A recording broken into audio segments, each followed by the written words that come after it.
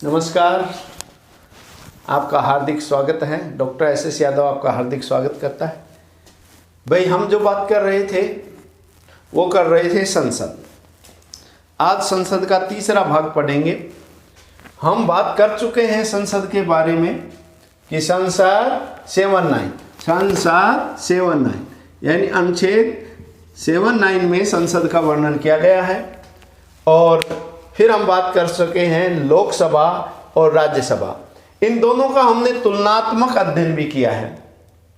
तुलनात्मक अध्ययन में हमने बात की है कि सबसे उच्च सदन 79 में फिर एक जोड़ दिया 80 आ गया। निम्न सदन लोकसभा 81 में आ गया। हमने बात की है कि अगर संयुक्त अधिवेशन होगा तो एक जगह बैठेंगे लोकसभा और राज्यसभा। ये एक सेंट्रल हॉल है बड़ा वाला, इसमें ये लोकसभा है और ये राज्यसभा है।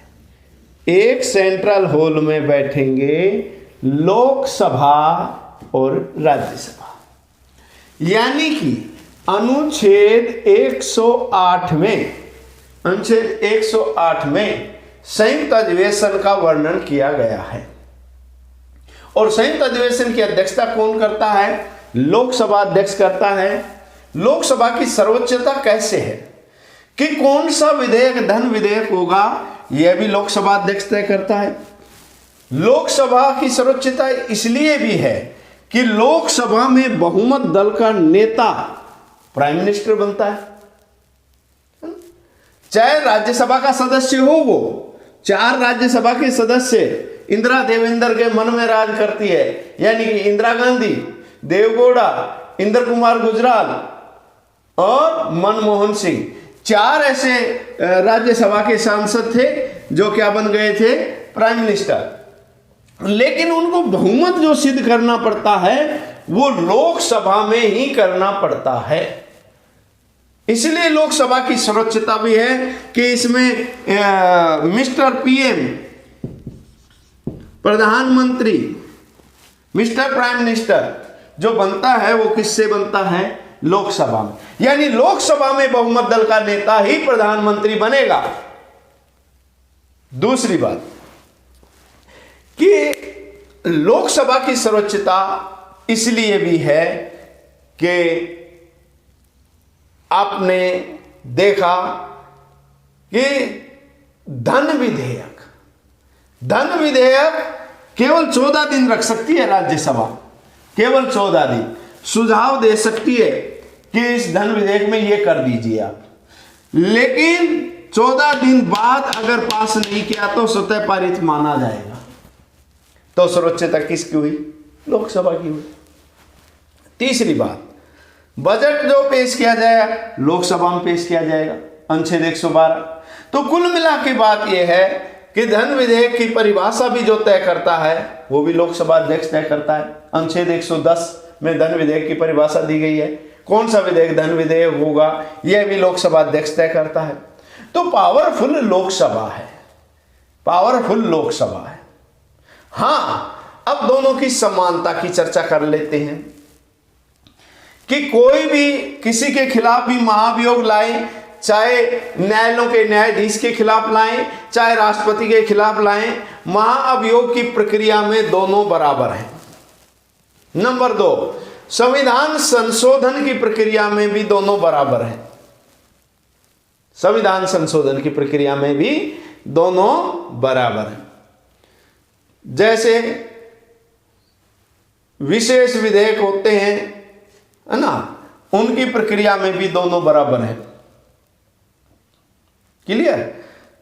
दूसरी बात एक और माननी हमें चाहिए कि भाई लोकसभा एक ऐसा ही संगठन है, सीधे जनता से जुड़ा हुआ है, जनता का संगठन है।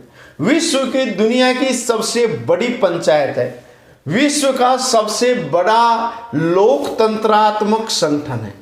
यह विश्व का सबसे बड़ा, जो जिसमें सबसे ज्यादा जनता की भागीदारी है। क्यों? कि विश्व का सबसे बड़ा जो लोकतंत्र है वो लोकतंत्र भारत है।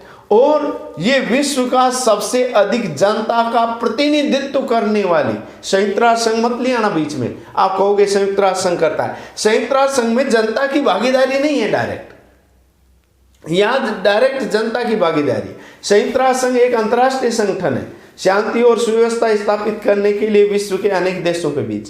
लोकसभा जो है, लोकसभा दुनिया की सबसे शक्तिशाली पंचायत है ये, और ये डायरेक्ट जनता से निर्मित है। दुनिया का सबसे बड़ा लोकतंत्र भारत है, और सबसे ज्यादा लोगों की भागीदारी अगर किसी सभा में है, सब लोगों ने अपना प्रतिनिधित्व अगर किसी सभा में डायरेक्ट चुन के भेजा है, तो वो लोकसभा है। भारत के 18 वर्ष से अधिक का वयस्क व्यक्ति जो है, 18 वर्ष से शुरू हो जाता है वोटिंग डालना, 18 वर्ष से लेकर 100 साल 200 साल कितने भी एज का हो, वो सब का प्रतिनिधित्व जो है वो इस लोकसभा में है, इसलिए ये लोकसभा शक्तिशाली है। क्लियर?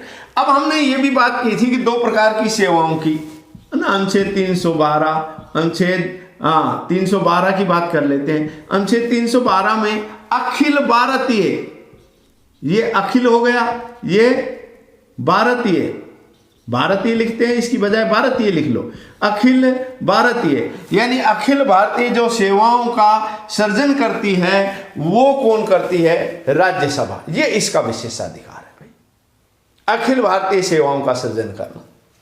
फिर राज्य सूची में वर्णित किसी भी विषय को राष्ट्रीय महत्व का विषय राज्यसभा घोषित कर सकती है, इसलिए राज्यसभा को राज्यों का सदन भी कहा जाता है। राज्यों का सदन कहने का तात्पर्य यही है, क्यों? क्योंकि इसके प्रतिनिधि क्या है? राज्यों से चुनकर आते हैं। आपने एमएलए को चुना और एमएलए चुनेगा राज्यसभा के सदस्य को। क्लियर? हमारे मनमोहन सिंह जी भी यहीं से हैं, वर्तमान में सांसद। 10 सांसद हैं, 10 में एक मनमोहन सिंह जी भी हैं। ये आपको ध्यान रखना है कि भारत के पूर्व प्रधानमंत्री किस राज्य से राज्यसभा के सांसद हैं, तो उत्तर आएगा राजस्थान। ध्यान रखना है आपको, मनमोहन सिंह जी इसी से। अब बात करते हैं कि सीटों के आरक्षण की। सीटों के आरक्षण की अगर हम बात करें तो राज्यसभा में सीटों का आरक्षण नहीं है। यहां एससी एसटी के लिए कोई सीट नहीं है। हां, खेल, कला, विज्ञान, साहित्य, इनसे संबंधित जो विशेषज्ञ हैं, इन 12 विशेषज्ञों को मनोनीत करता है कौन? ये भी आरक्षित नहीं, मनोनीत करता है कौन? कौन करता है? राष्ट्रपति। राष्ट्रपति मनोनीत करता है। अब राजस्थान से अगर महिलाओं की सीटें देखें तो राजस्थान से महिलाओं की सीटें राज्यसभा में नील हैं। अब इधर आ जाइए, यहां हम लोकसभा की बात करते हैं। लोकसभा में एससी के लिए 84 सीट आरक्षित हैं, 84, और एसटी के लिए 47 सीट हैं। आपको कंफ्यूजन इन दोनों में ही होता है, तो मैं एक याद करा देता हूं, दूसरा अपने आप याद हो जाएगा। समझिए, एसटी के, हमारा देश कब स्वतंत्र हुआ था? हमारा देश स्वतंत्र हुआ था 1947 में, और एसटी के लोगों का, यानी आदिवासी लोगों का सबसे ज्यादा योगदान रहा है देश के स्वतंत्र राष्ट्रीय आंदोलन में। बहुत योगदान रहा है, अतुलनीय। तो माइंड में चित्रण करोगे, एसटी ने ही तो 47 में देश आजाद करवाया था, तो आपको थोड़ा सा चित्रण करोगे, उससे याद हो जाएगा कि एसटी की कितनी सीट है? 47 सीट है। अब आ जाए राजस्थान में। राजस्थान में एससी की सीट है 4, बीकानेर, गंगानगर, भरतपुर और धौलपुर करौली। धौलपुर करौली ये एक ही सीट है, धौलपुर करौली एक ही सीट है। 4 सांसद हैं एससी के। बीकानेर से अर्जुन राम मेघवाल जी हैं,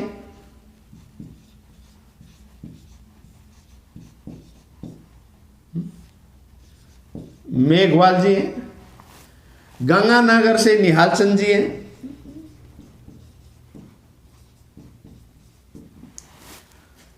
निहाल चंद जी हैं। दो ऊपर की हैं सीट, अपने माइंड में ऐसे चित्रण करना है। राजस्थान के दो ऊपर की हैं, यानी उत्तरी राजस्थान। उत्तरी राजस्थान की हैं गंगानगर और बीकानेर। एक से सांसद हैं अर्जुन राम मेघवाल और दूसरे से सांसद हैं निहाल चंद जी। अब इसके बाद आते हैं नीचे भरतपुर, फिर पूर्वी राजस्थान में आ जाओ। एक तो उत्तरी राजस्थान की 2 सीटें, 2 सीट पूर्वी राजस्थान की हैं एससी के लिए। भरतपुर से सांसद हैं, अरे उनका फिर नाम भूल जा, रंजीता जी, रंजीता कोहली। अब तो आ गया नाम याद, रंजीता जी, रंजीता कोहली। और धौलपुर और करौली से सांसद हैं मनोज राजौरिया जी। तो कुल मिला के ये 4 सीटें हैं। अब आता है एसटी का। याद रखना अपने 2 अर्जुन राम सांसद हैं, एक एससी से हैं और एक एसटी से हैं। इसमें कंफ्यूज होने की आवश्यकता नहीं है। जैसे हम दौसा से ने, दौसा से हैं जसकौर मीणा जी। उदयपुर से हैं अपने कौन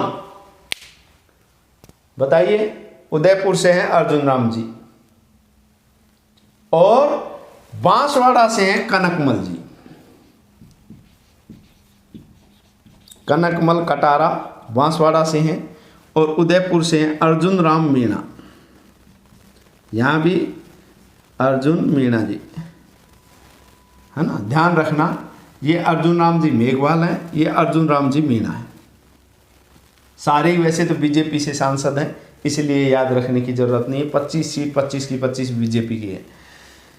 तो कनकमल कटारा जी हैं बांसवाड़ा से और उदयपुर से हैं अर्जुन राम मीणा। ये आरक्षित सीटों के सांसद तो आपको ध्यान में ही रहने चाहिए, क्योंकि ये पूछे जा सकते हैं। ओके, अब आते हैं महिलाओं की स्थिति। भाई साहब, महिलाओं में 3 सीटें हैं, एक एससी, एक एसटी और एक जनरल। एससी से अपने रंजीता जी हैं भरतपुर से, रंजीता कोहली। एससी से हैं रंजीता कोहली।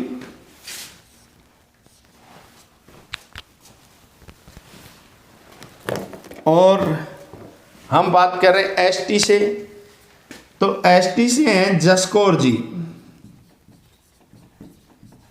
जसकौर मीणा जी दौसा से,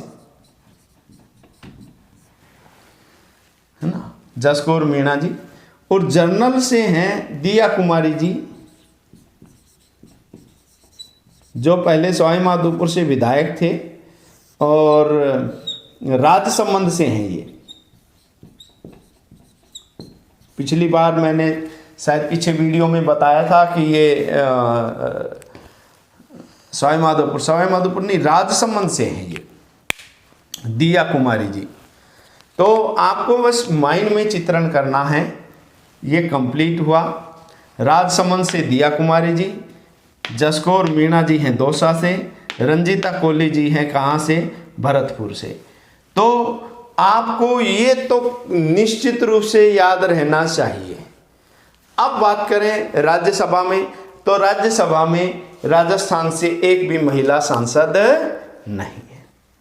ठीक है, आप सबका बहुत बहुत धन्यवाद। संसद की समीक्षा यहीं समाप्त होती है। फिर इसके बाद हम बात करेंगे राज्य की विधानसभा, विधान परिषद, उनकी हम चर्चा करेंगे। जय हिंद, जय भारत।